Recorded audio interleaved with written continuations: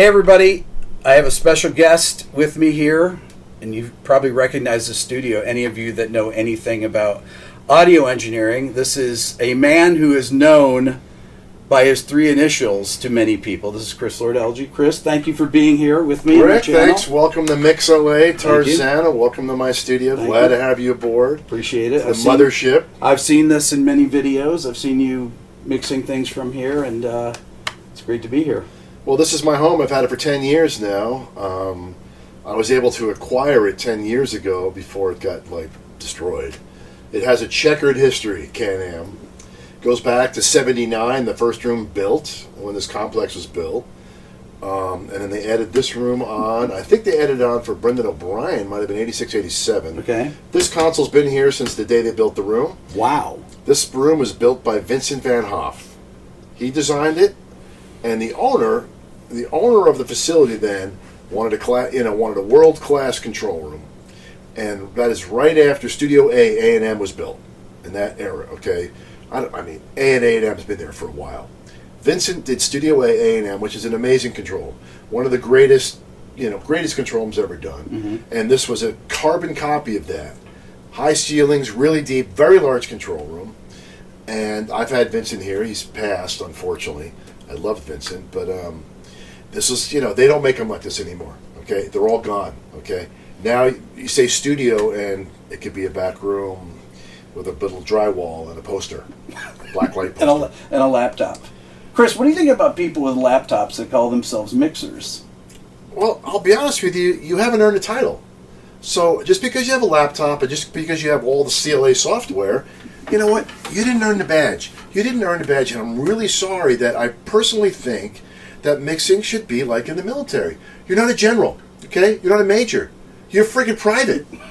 So, it took me many, many years to finally get to a place where a mix I used became a number one hit, or became something that people cared about, or things I was mixing, okay? Now, I was mixing back then because you're just the engineer, and they're doing overdubs, and when they leave, they walk out with the final. There wasn't like we're going to hand it off to a mixer, because Bob Clearmountain's era had just started. So you didn't just have the title. So it really irritates me. I'm like, look, you guys that are starting out, just call yourself engineers, producer engineers, musician engineers, songwriter engineer. But like mixing and mastering, really? Just because you have a fucking L1, you're going to master? But to me, that's a lot of bullshit. Look, if you want to have the mixing badge, okay, email me at my website. Send me this mix that you think earns the mixer badge. I'd be glad to respond to you, because I want to help you be there, because there's a lot goes into it, okay? It's not just, hey, I got plugins, I can make shit sound good. Look, anybody can throw plugins on music and make it do something. But mixing is a vision and creating. Mixing is making the artist's music right for the artist. So, I'm a little disappointed here in 2019 that everybody's a mixer. My friggin' nanny's a mixer, okay? Everybody's a mixer. I see everyone's email signature saying musician, producer, engineer, mixer, mastering engineer. Really? You're a mastering engineer too? I will say this though, Chris. You were one of the first guys to put your name on software, which I thought was really interesting. Here's what software is, okay? We all know that software is a digital tool, right? It's a digital toolbox, okay? I have my huge analog toolbox, and I have a digital toolbox, okay? When they first approached me about making plugins, I'm like, no. I got all the plugins I need right here, okay? And they install with a screwdriver, so I don't have to worry about it, right? But when they showed me a few things, mm-hmm. and they sent me some plugins to try, the thing I liked about it, especially the SSL plugin, was no matter how many you used, they were all the same. Right. So I didn't have to say, okay, 25's high end is a little different than 26, or, my console's got a little personality. Sure. I know what the curves and shapes and whatever the pubic hair is. So I know where the issues are. So I realized that it's nice to have that dependability. And the sonics, okay, this is within reason. So when Waves, 15 years ago now, or maybe it's that long, when we started doing it, I said, look, as long as we do it my way, all right, as long as I am involved in this, and the rest is history. I made what I wanted to make. I wanted to make plugins that are simple for the user. for the person that doesn't want to deal with technology. Because I don't. I want it easy. Just because I have all this gear and all these knobs and all this technology, I give a rat's ass about it all. I want to make music important, and I don't want to get bogged down in it, right? So the software I did, is only stuff that I believe in. So, but if you have a choice between one of your 1176s and an emulation of one of your 1176s, what are you going to choose?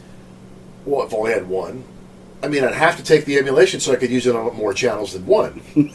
But for example, if the worst thing happens and there's a fire in here, I'm grabbing my one choice blue 1176 and my 59 Strat. And if I can just get those two things, I'll be happy. The rest, I can replace. It won't be easy, but I can replace it, right? Because the one limiter I have has had everyone's vocal through it. Okay, so what do you dislike when you hear somebody's mix, for example?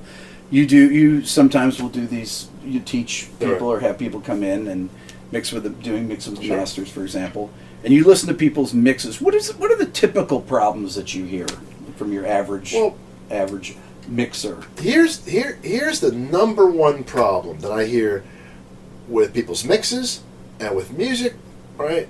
Is that you guys are blaming me for overcompressing? Well, you've taken it way further. I mean, the shit is so pummeled and so hammered, like you can't listen to it for very long. Right. Right? And I know you're trying to get some energy or sound, but a lot of it is mix bus or 2-track compression. Yeah. I built my mix and I have a mix bus, right?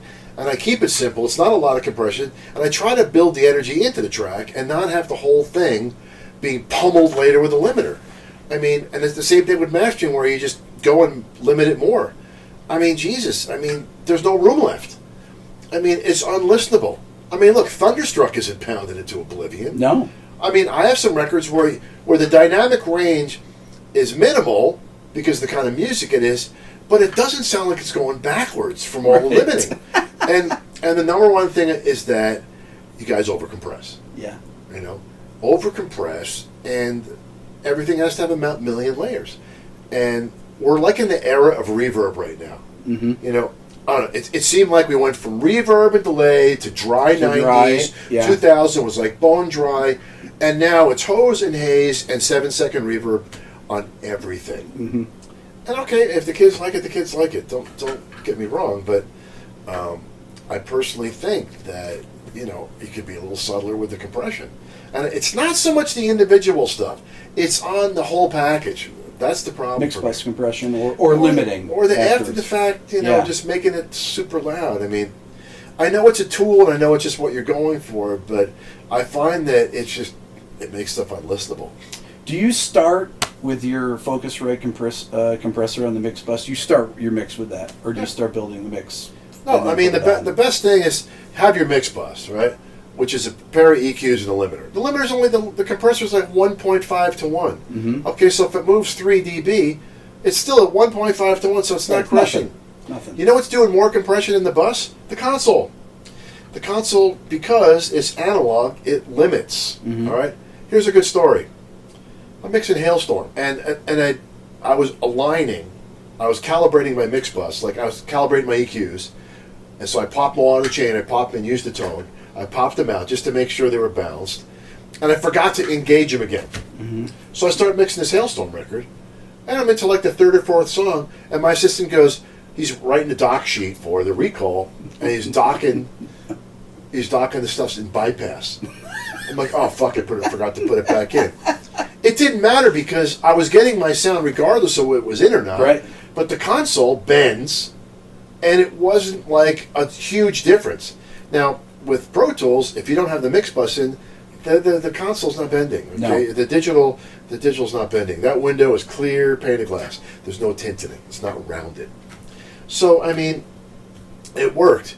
And yeah, I always start with that in. And a lot of it has to do with the fact that I just grew up with the SSL compressor in when I was overdubbing. And a lot of it was to kind of save the speakers. I would see other guys with no compressor in. They'd push the hi-hat up and start EQing it. It would hit a big open hi-hat, and a tweeter would just go pop. Okay, and you never ever blow speakers or tweeters. I've never right? blown speakers. How old are your NS10s? I mean, these are like 100 years old. I mean, some 100 years old. I mean, these are so old. But the thing is that I have my own speakers. I have my CLA 10s, okay, and they're usually up here. But I'm doing a comparison back and forth. So I'll start with my regulars, and I'll put the CLA 10s up and make sure that they still sound the same. So I go back and forth. I switch them out. But I made my speakers to be replacements for this. Sure. Over the course of the last 30, 40 years or so, the relationship between the kick and the bass changes. What I see that's different is that, when I started, I liked my drums loud. And people were really, afraid of that. And were like, dude, you got to turn the drums down. I'm like, what do you mean turn the drums down? They sound great. And a lot of records that we did, like back in the High Life and James Brown, and a lot of the rock records we did, that kind of established the loud drum thing. Right. And then Jimmy Iovine, I remember mixing Stevie Nicks at Unique, and he's mixing Simple Minds with Bob down at Right Track, and he comes over because he's producing Stevie, and he brings over the Simple Minds song that had super loud snare drum in it. It was like, wow, that's world class snare drum. And it was alive and kicking. It was alive and kicking where it just boom, boom, boom, bam. And Jimmy was like, you got to make the snare drum on Stevie sound like this. Okay, it better sound like that. All right. So let's call Bob. Find out what he's doing. We're using that Yamaha Rev 1. Okay, Stevie, we'll use a Rev 1. And you know what? I'm going to bring the speakers we're listening to on the Fouriers. I'm going to put the Fouriers up here and make sure it's exactly the same. He had this thing because he had the snare, wanted to be the same vibe. Yeah. And I got it, and he beat me down, and it made sense. The impact, he was, the real chest and impact from it. But that was the drum thing. The drums were loud. I find that the drum balance is louder. I mean, the records I mixed in the late 90s into 2000, the drums got drier. Now they're getting wet again. Now it's like, those Phil Collins samples I had from the 80s are going to work again. Gated reverbs and all that. So, look, I mean, your question is that what's your relationship with kick and bass? Well, there's a lot of 4-on-the-floor records where the kick is just, the meter is just, that's the kick, right? Yeah. And it's heavy-handed, right? And they use kind of a limiter to get this ducking effect, or they're side chaining to make the kick really poke out. And the bass is lower. I always try to have the same balance that I've been going for since day one. It's just what I hear. So I can't change what I hear and change what I want to end up with, I adapt to wet and dry, or I adapt to listening to someone's rough that they're used to and see what's so charming about that and make sure that I instill that in what they get. If you're listening to the radio or pulling out an old record that, something from the 70s or 60s, what are things that you think sound unbelievably great? Okay, well, let's go back, all right? Let's put on Babylon Sisters by Gaucho, okay? I have a PA system outside. That's got a lot of air, a lot of open space, a lot of dynamic in it. How about Thriller, okay? And rock, obviously I can just say the biggest rock record of all time, Back in Black. Not my favorite snare drum sound, okay? And then let's look at Hysteria, okay? Drums were done last. Right. Let's just look at that. Animal, right? These are big sounding records. But, I mean, great sounding records from back then.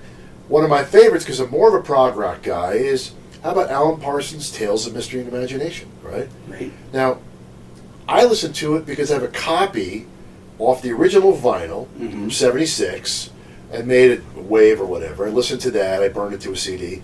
I just connected both sides, and that's the version I have. Because when Alan went to release it on CD, he remixed it, and he butchered it. Okay? He completely butchered it. And every time I see him, I was like, he butchered it. When he originally did it, he had plates, and it was open, and the technology from then sounded more natural. When he remixed it in mid-80, all of a sudden I heard cheesy freaking digital reverb on the snare, and there was a heavy guitar overdub that sounded out of place. So it lost the mystery and the imagination, and was a stinking pile of turd. Okay? So a lot of times when these records are remixed, I'm a big Genesis fan, so I love the original Lamb, Foxtrot, Selling England by the Pound, great sounding records. So as I'm going through editing this video, I recorded Chris on my phone after we had actually done the video. He has a live room with a bunch of stations with instruments in it.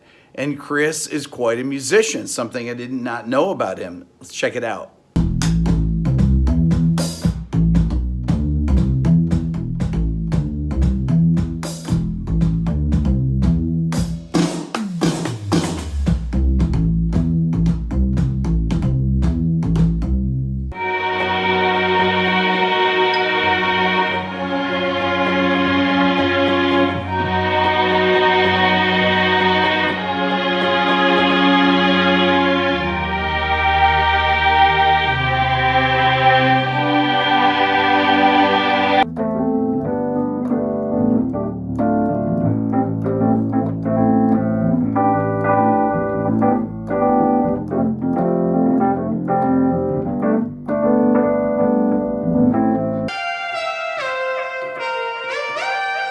Trick of the Tail, the first album that Phil did solo. But then Nick Davis, who works with Genesis, remixes it all, okay? And a lot of things came out, wow, this is cool, I never heard that before. Yeah. But a lot of it was an issue for me where you weren't comparing the original record with what you were doing. You weren't A-B, okay? And you missed a bunch of cues. For me, you missed a bunch of cues, and some shit sounded too compressed. Yeah. And the reverb sounded too modern. And your job to remix it, something from 75, to make it sound cool in 2015, right? Is to find some middle ground, right? And I know it's not easy, but I remembered those records a certain way, and when you redid them, I don't want to listen to your version. Because it sounds too much like my day job. It sounds too modern, all right?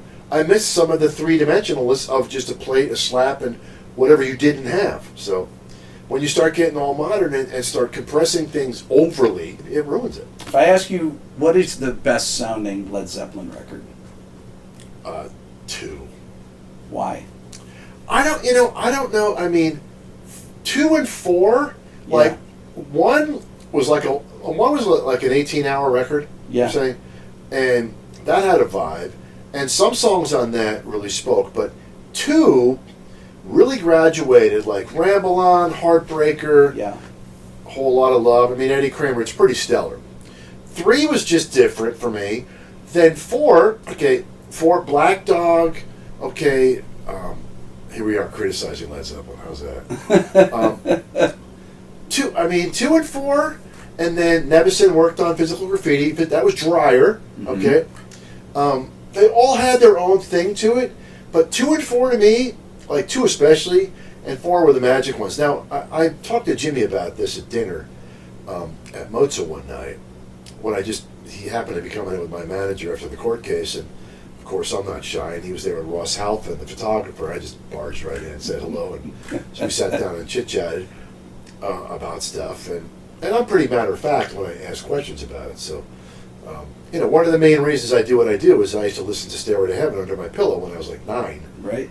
And what Stairway to Heaven has that makes the bulb go off is that where's all the rest of the band? You listen to, you listen to rock and roll, you listen to Black Dog, you can hear 3 people. Yeah. You hear 4 people. I'm saying you hear the 4 members, real plain as day. You get to Stairway, it's like whoa. Who's playing that part? What about that? How'd that get there? How do we do that? How do we do that? I want to do that. I don't care how you did it. I want to do that because I know it's one guy. I'm like, this is one guy doing this. One guy that never knows overdubs on time. So I want to do this. I want to get to this stuff. This is cool. Okay, we can make planets. What's the most tracks you've ever gotten to mix? Like 350, 400. How many would do? I get it done at 44 no matter how you slice it. I know, but how many did they really need, honestly? I don't know, but I mean, these guys go. That's because come on, do you roll your eyes when you see this stuff and be like, come on, give me a break? Well, I mean, yeah, I say, give me a break, and if it's not labeled right, I get annoyed and I call them on it. I'll say, look, if you want to break it down into small pieces, okay? If you want it to look like one of those 1,000-piece puzzles, great. Well, I think you could do it with bigger pieces, okay? And that's what I try to train people, and it's all about making a decision, okay? And a lot of the reason why these things are huge is because they do things in small bits and pieces. Yeah. Guitar for verse 1, guitar for verse 2, vocal for verse 1, vocal for intro, vocal for ad-lib. If it's all the same vocal, and it just why can't it be one track? Unless it overlaps. Well, because people can't do that anymore, unfortunately. Well, they can, but they just don't. And there's no performances. It had to be performances. The limitations of playing on tape and being afraid to punch in on it, because you don't want, we could fix that one bar, but why chance it? I mean, that was kind of the thing. You wouldn't. That was the whole excitement. That was the whole excitement of it. I mean, I loved that. Yeah. I loved punching. I love when I work with a producer and he'd make me punch like the tiniest thing in there. Can you get that A? Chris, I know you can punch anything. Can you get that A? Can you punch the drums? How fun was that, I love punching right? drums. It was freaking great. Yeah. Every time, because you were the cock of the walk. Just boom, boom, just pop it out. And they're looking at you like you're freaking a god. It was great because, you know what? It's all disaster if you make a mistake. That's right. And with drums especially, anything. Great vocals. So here's a quick story, speaking about that, right? So I'm tracking Tina Turner with Dan Hartman back in the 80s. It's all about the 80s, right? So the song has 3 takes. I won't even go into the pre-story. I'll just tell the story. The song has 3 takes, okay? She sings it live. I made sure she's in the booth with a 47. Vocal sounds great. Okay. Cut 3 takes. We approved the 3rd take as the master band track. Dan gives me the lyric sheet with the numbers on it. It says, make me the vocal comp. Tina and I will be back in 10 minutes with Roger, the manager. I'm like, vocal comp? We just printed the take. From the other takes. Like, okay, you'll figure it out. And this leaves the room. You'll figure it out. Thanks for that, Dan. I wasn't completely new to time code. Yeah. And there were 2 tape machines. And we're on the master machine. Okay, I don't even think the slave machine was even aligned. Mm-hmm. But I'm like, okay, I don't have a choice here. So I cut off the 3rd take. I put it all on the on the master. I put the other ones on there, and I said, well, how am I going to make this work? And I said, well, maybe I can just offset it. So I just used the click track to offset the 2 takes because it's the same. It was in time. So if you just offset the clicks, and then I was so nervous about getting it done quick enough. So I'm just punching. He's like, okay, this is from take 1, this is from take 2, this is from take 3. So I'm like looking at the sheet and go, okay, here's take 1. Let me punch that into the master vocal track on take 3. Not make a new track, just punch you right on that track. Why didn't you make a new track? Well, that's what we did. Well, why make another generation? Sure, yeah. What's the point? Yeah. Right? What's the point? I didn't even think about it. Look, here's a producer, give me what he wanted. Yeah. He made a decision, he listened. I'm not gonna deny it. So I went from take 1, take 2, punch it on take 3. We play take 3 back. I'm just putting the reel back together because we're ready. And I play it, and I play the comp. Okay, and they all like, this is amazing, right? And he's looking he's looking at the meter. He sees the vocal track. He goes, so you just punch those into the track. You just punch that right into the master vocal, right? Yeah. Well, you gave me the comp sheet, so I just followed your orders and made it happen. Good choice. I'm like, okay, I'm not in trouble. I didn't know what he was going to say because I didn't even think about saving the actual save. Right. Well, save what? Right. If you've decided that this is the take you want to use, you've made your decision. Yeah. So do we really have to go back? And so the moral to that story is, I make a decision and you stick with it. Right. And when you punched record back then and said, okay, let's just fix those 3 lines. You blank out. You don't save the old shit. It's gone. The problem here is, what are we saving it for? It's like hoarders. It's like hoarders. Audio hoarders. Like, what are you going to do with it? All those playlists are for what? Right. Well, I never know. Never know what in the future? Right. Well, let's take that DeLorean and let's go find out. Anyway, look, it can come in handy here and there or something. If the artist didn't approve your vocal comp or something and wants to change something, just friggin' re-sing it. Exactly. Don't go back and dig it up unless they're dead. Right. What's the point? Look, this is the performance they approved. Yeah. So I find this day and age is like, can you guys just make a decision and it's over? All right, you want to have your hoarding hard drive pile in the background? Great. But the session that comes to me, can it be nice and clean and simple? Does it have to be spread far and wide? Now, a band like Cruella, their EDM band, so there's a lot of cool keyboards and vocals effects, so it's teetering in the 300s always. Because every vocal has a stereo effects track or 4 stereo effects tracks, So I'm glad you're diligent. You write it all down. You make the ultimate, like, 400 stem package, right? But it's a lot. It's a lot of freaking detail. Okay? You spend a lot of time. Okay? It's crafted. You know, most of these other things don't have to be that way. Right. So here's what happens when those big monsters are being made. Every guitar that ends is ending in the wrong key because the next section, it's overlapping. Guy's just, holding on to his chord. Oh, well, that's a C sharp and you're playing a C. Oops. And since I got perfect pitch, it drives me nuts. So the thing I find all the time with my system is, oh, see that guitar track? Lop off the downbeat because he should have just connected to the next guitar part. Okay? And even though there's no more performance top to bottom stuff anymore, okay, at least be diligent that when you line up all these guitars together, when guitar from verse 1 ends, the guitar from the B section comes in, it's not this chain reaction in minor seconds. Right. Or sounding out of tune. I actually hear their rough mix and I hear, like, what does it say? So it sounds atonal right there all of a sudden. Because I'm like, oh, that's like the dissonant chord it's creating because the guitar's hanging on. They don't know. They don't know what the problem is. I said, yeah, we can't make that verse sound right. Yeah, because the chorus guitar's hanging in there playing the wrong chord. Oh, right, yeah. That's why you're the best. So what do you think about all this online teaching? I think it's a great avenue for the kids. But here's my biggest piece of advice to anybody starting out. You're 15, got your guitar, okay? You want to learn about mixing, you want to learn about engineering, you want to learn about producing or making music or playing guitar or calliope, whatever you want to learn about, right? Make sure that the music you like and whoever produced it, whoever played on, whoever mixed it, engineered it, the records you like, the music you like, follow through and find out if the people that worked on your music that you love are teaching, okay? Learn from them. Learn from the people that you respect. Learn from your idols. Because a lot of us are up there, and it's because the way we have this technology, it's so easy to teach and have videos and do all that, and it's become a new medium. We really enjoy sharing the knowledge because we feel that what we do is a lost art. I personally think that what I do is a lost art, and the way I was trained is not the way these kids are trained now. Okay, they have so much ADD with the phones, they couldn't focus for 5 seconds on a song. Okay, That's true. And it's the biggest problem. Okay, Yeah. I was taught with discipline, hard, and it works. Okay, I got a phone, I'm looking at Instagram and whatever, and sure, just like you guys, you go vapor trailing into it. But the key is, go find the people you respect. Okay, don't just be wowed in by something that looks cool, by someone you don't know, and then learn about it the wrong way. Let the people that you respect and believe in, the people that you look up to, follow through with finding them, okay? And also, when you're learning from online, especially with what you do, look at who you've interviewed, okay? Look at the interviews you've done and find information that way.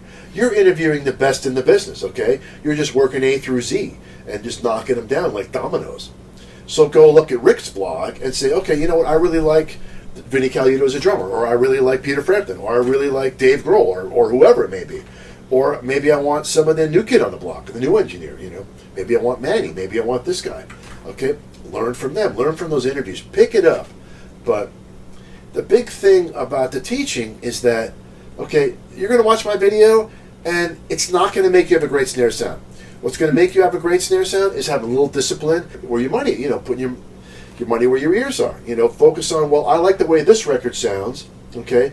I'm going to use that as a template to make my record sound like that, okay? Not just watch all the CLA videos or not just get all those plugins, but take a CLA mix and have it running in the background and compare between what you're doing and what that is. And say, oh, look how close I'm getting. Even though the songs are different, the balance, the vibe, use the techniques that work. So, I think a teaching thing is great. Just, make sure before you spend your subscription money that you pony up and, try to do a seminar where you actually sit with them one-on-one. I think the one-on-one seminar is the best. If you can't do that, right, then do just the video watching. But if you can actually go and sit there and mix with the masters, it's what I do, or anything where you can actually sit with them, go to NAMM, find us. We're not untouchables. You got a good question for me? It better be good, all right? I mean, always get to the show, and I'm saying, I hope you got a good question. Give me a good question, all right? not just a de-esser question, because I can't hear de-essers anymore. Right? I'm older than dirt. All right, I don't even hear tambourines or shakers, so don't blame me if my mixes are really loud in the shaker department. Okay.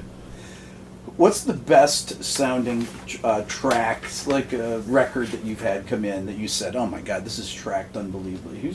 The stuff that I won't say is great is the young producer engineer that thinks that all the guitars need 8 mics and 60 eyes, okay? And there's bad edits everywhere, and there's too many parts, and it looks like it's ADD bound. It's like it hadn't had enough time and patience to put into it to fix it. And these are recordings that are overcompressed like every which way, or guitar recordings that they just were too lazy to plug in an amp. Look, if you want to use a Kempner or Pog or whatever, but please, let go of the compressor sometimes, especially with the drums. So, I mean, it doesn't give us any play. We can't undo that. I don't have an undo plugin. I can't reverse that. I'd love to have a plugin that finds what the hell you did to it and I can reverse it. That would be a great plugin. Because I will get, like, room track, it's like, what am I going to use this for? It sounds like a cymbal smear. Right. It's got no life to it. I learned drum rooms from Ron Nevison. Okay, he engineered Led Zeppelin, and I mean, I really respected how he did the Who Quadrophenia. Okay, there was some drum moments in there, the rock especially. The drums are freaking amazing, Keith Moon. He would be so anal about, it's got to be these M49s, and they got to be just right, or M50s, okay, and they got to be through these mic pre's, no EQ, don't even think about it. And he's like, when you get them right, you push them up. Like, man. Or it had to be the Mastering Lab, mic pre's, the Mastering Lab microphone. I mean, I learned so much from him about getting that room sound in the drums. And even when I mixed the Damn Yankees record, I still remember to this day that he's looking at these pair of 165s I'm like banging the room with. He goes, dude, you're killing the room sound. I'm like, what do you mean? Like, take them off. Watch. Just take them off and turn the room up. I'm like, wow, it sounds like Led Zeppelin all of a sudden. I'm like, hello? As soon as you start compressing, it kills it. Just turn them up. When you compress them, you're just getting the art. You're ruining the reason why they work, because they dare to offset the drummer. So that was a good lesson I learned from him on that Don't Tread record. But, it's hard to find good recordings anymore. We'll see. I'm like, oh my God, what were they thinking? And out of every 10 records that you mix, how many of them come in where they really sound pristine? I'd say about 3 out of 10. It just depends. If you're doing a bunch of singles where they're coming from all over the planet, I mean, they're varying degrees. Yeah. A lot of stuff I send back because they sent me mix stems. Let's just take 2 seconds and talk about what stems are, okay? Right, because no one knows. Everyone thinks it's boggling to the mind that, and this is what you have to be aware of, okay? There's 3 things out there. There's the multi-track. There's the session that you recorded the song on. The session with all the tracks. That's the multi-track, okay? When you mix it and you make stereo pairs of everything, those are mixed stems. They are not the multi-track. They have the opinion of that mix embedded to each pair, and you can't undo it. You can't go back to the multi-track. So this is not the master. These are mix stems. So if you just want to make that mix work again and just put it up and make that mix happen, well, there you go, kids. And then the third thing is, of course, the stereo mix. The multi-track, the stereo mix, which I make a lot of, maybe 20,000 of them. And that's the thing you hear on the radio. That's the thing you buy is the stereo mix. You'll have the master, maybe you run vocals up, TV track, instrumental, some acapellas, boom. If you keep going off that mix, you're running mix stems. The mix stems will have automation, they'll have moves in it. Sure. Okay? You can't undo it. They'll have all the tweezing you've done to make the mix work, okay? So it's the mix. It's not a multi-track, okay? Right. So don't freaking send It's just the mix mix. It's the mix in parts. Right. It's exactly. It's that opinion of whatever it is, 120, 119, and it's broken out to 16 pairs, and the labels want those for God knows what to make more money that we don't get. All right? It's bullshit. And they have to get, they always think you need to make stems. Like, no, I don't. No. That's extra. If I do my mix and just print stems, and then when they have mix notes, reassemble it from those body parts. Okay? Some guys do that, and they make it work. I don't. I want to do it exactly the way. If they have changes, I go back to exactly where I started. I recall it, put it up where I had it, make it match. It's not that hard. I've been doing it a long time. I can make anything match at anything moment, but it's the right way to do it. Put the mix back up, make the changes, and do it right. Why make a shortcut? It's not going to sound the same. You guys can say it sounds the same. You can go through all the scientific bullshit you want to do. But for me, I know that I'm cheating the client unless I recall the mix, do his change, and reprint it. Okay? Then that's doing it the right way. When Billy Joe says, hey, you know what, an American Idiot song, could you put a little bit more kick room in the breaks? Yeah, I'll pull the stems up and do that. Really? For something that sold 20 million, I'm going to do that? No, I'm going to recall the mix. I will recall the mix if the artist says, can I just have the crashes louder in the song? A lot of people would be like, well, let me just overdub. Let's fly the crashes from the multitrack in and just whatever. Really? That's a freaking shortcut. Do it the right way. Do it the right way every time. That's the only way to do it. I've mixed like 22,000 songs. I've mixed so many on the SSL. The reason why I use these tools is that I can get back to it in 15 minutes, whatever. Okay? So I really it irritates me. And I'm insulted that people will think that I'll use a shortcut. I use all the shortcuts I can to not waste time, to have all the gear plugged in, to have a routine, to organize things. But when it comes to sound quality and it comes to mix revisions, have a recall rally. I call it just do a rally. Okay, when you mix the band's record, they come back with 6 songs and changes, just do a recall rally, recall them in order, make the changes and do it right. How hard is that? When you get a mastered record, oh boy. Do you listen to it immediately and say... I A/B it with the master. Yeah, and how many times are you pissed about it? A couple. And what do you do? And what do you do about it? Well, first of all, I use Ted Jensen.